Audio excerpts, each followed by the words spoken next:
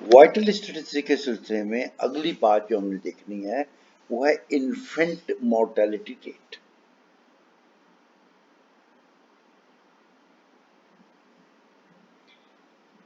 बुनियादी तौर पर छोटे बच्चों का मरना ये एक बहुत बड़ा इंडिकेटर है। अगर किसी मुआशरे में हालात ठीक हो, कंट्रोल्ड हो, हेल्थ कंडीशन ठीक हो, न्यूट्रिशन कंडीशन ठीक हो, एजुकेशन लेवल ठीक हो, तो छोटे बच्चे नहीं मरते। छोटे बच्चों के मरने में बहुत सारे फैक्टर्स होते हैं। 3 तरह के फैक्टर्स होते हैं छोटे बच्चों के मरने में। एक, पैदाइश से पहले के हालात, पैदाइश के दौरान के हालात और पैदाइश के फौरन बाद के हालात। 3 तरह के फैक्टर्स, वो पैदाइश से पहले के, पैदाइश के दौरान के और पैदाइश के फौरन बाद के। अगर पैदाइश से पहले के हालात ठीक ना हो, यानी एक्सपेक्टिंग मदर को अगर खुराक ठीक नहीं मिली,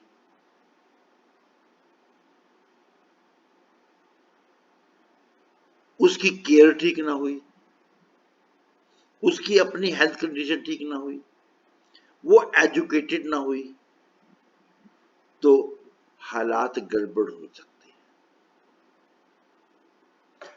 अगर पैदाइश के दौरान प्रॉपर केयर ना की जाए, मेडिकल असिस्टेंस ना हो, हाइजेनिक इन्वायरमेंट ना हो, तो तब भी गड़बड़ हो सकती है। और पैदाइश के फौरन बाद एक्सट्रीम वेदर कंडीशन हो या हैंडलिंग ठीक ना हो या खुराक ठीक ना मिले, तो तब भी गड़बड़ हो सकती है। तो मतलब यह है कि छोटा बच्चा मरता है तो ये अलार्मिंग बात है। मरना सबने है, लेकिन उम्र के साथ मरता हुआ बंदा उतना पिंचिंग नहीं होता जितना पैदा होता हुआ बच्चा। तो इसलिए इन्फेंट मोर्टेलिटी रेट कैलकुलेट किया जाता है। कैसे डिफाइन करते हैं इसको? It is defined as a ratio of registered deaths, किनकी डेथ? Of infants during a specified year to the total birth registered in the same year. जितनी बच्चे पैदा हुए और उन बच्चों में जितनी अमवात हुई। अब इसमें बहुत सारी सब क्लासिफिकेशन है कि पेरीनेटल, एंटीनेटल और पता नहीं कौन कौन सी, लेकिन हम सबको यहां डिस्कस नहीं कर रहे। हम ये कह रहे हैं जितने बच्चे पैदा हुए उनमें से जितने मर गए। अगर 100 बच्चे पैदा हुए और उनमें से 2 बच्चे मर गए तो 2/100। अगर 100 बच्चे पैदा हुए और उनमें से 10 बच्चे मर गए तो 10/100। It is defined as the ratio. Ratio किसकी? डी नॉट और बी। डी नॉट क्या है? D not denotes the number of deaths under 1 year of age registered during a given year. अब इन्फेंट किसको कहते हैं? उसको कहते हैं जिसने अपनी पहली सालगिरह ना मनाई हो, यानी 1 साल से कम उम्र के। 1 साल वाला बच्चा चाइल्ड में चला जाएगा। इन्फेंसी जो है वो 1 साल तक है। 11 महीने 29 दिन 23 घंटे और 59 मिनट तक वो इन्फेंट है। डी नॉट हमने इसको नोटेशन दी, तो d not over b. B denote the number of live birth, number of live birth. अब ऊपर जहां में डी नॉट में भी एक लफ्ज ऐसा आया जो हमें समझ नहीं आया, ये एक्सक्लूडिंग फिटल डेथ्स, और यहां पे एक लफ्ज आया लाइव बर्थ का। इसको जरा देख लेते हैं।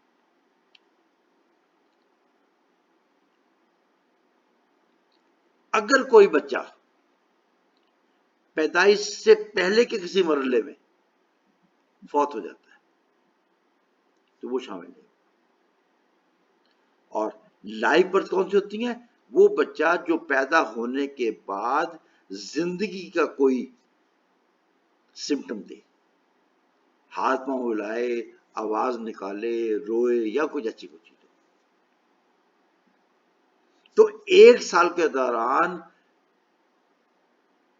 छोटे बच्चों की जो नंबर ऑफ डेथ्स हैं वो D0 डिवाइड बाई बी, यानी टोटल लाइफ बर्थ। जो मरा हुआ बच्चा पैदा होता है उसको स्टिल बर्थ कहते हैं।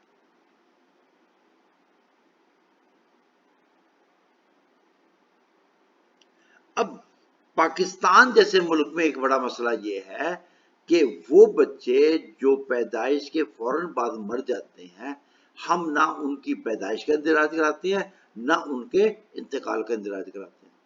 तो ये स्टेटिस्टिक हाईली इनएक्यूरेट है। ये बड़ा मसला है।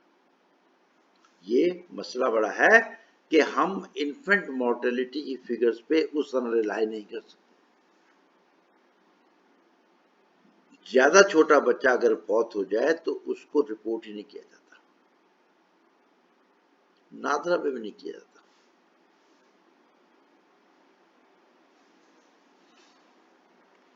The infant mortality rate does not provide an accurate measure of the risk of death during the first year of life. इसको आपने लाइफ एक्सपेक्टेंसी के साथ कंफ्यूज नहीं करना।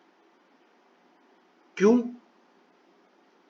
Infants are usually under enumerated, दिखाया नहीं जाता, उनका इंदराज ही नहीं होता।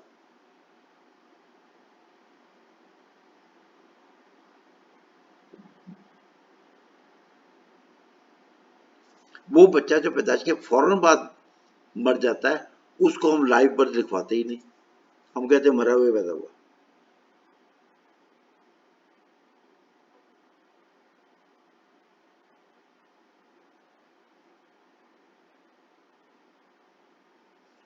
तीसरी बात यह कि हमने जो एक अरसा लिया साल का, मिसाल के तौर पे 1 जनवरी से लेकर 31 दिसंबर तक, अब जो बच्चा 1 साल का हुआ, मिसाल के तौर पर वो अप्रैल में 1 साल का हुआ, पैदा तो पिछले साल में हुआ था, तो इसमें कुछ थोड़े से मसले मसाइल हैं, लेकिन बहरहाल ये एक अच्छी मेजर है, इंडिकेटर मेजर है।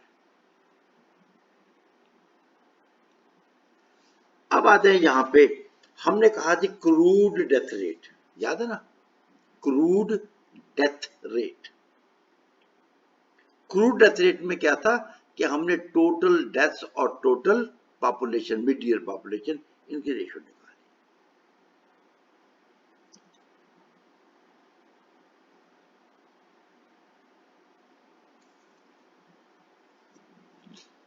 हमने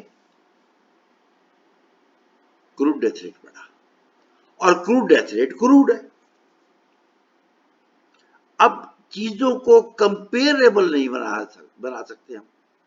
क्रूड डेथ रेट को, एक इलाके की क्रूड डेथ रेट को दूसरे इलाके की क्रूड डेथ रेट से कंपेयर करना मुश्किल हो जाएगा।